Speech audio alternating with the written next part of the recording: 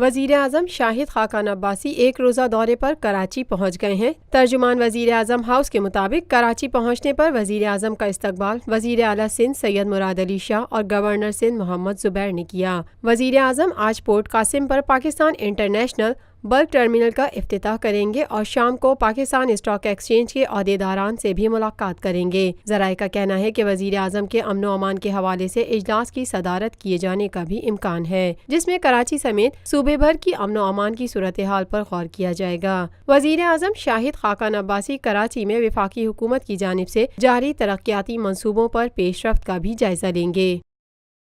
Lotus Lake Towers, a groundbreaking endeavor by Lotus Properties.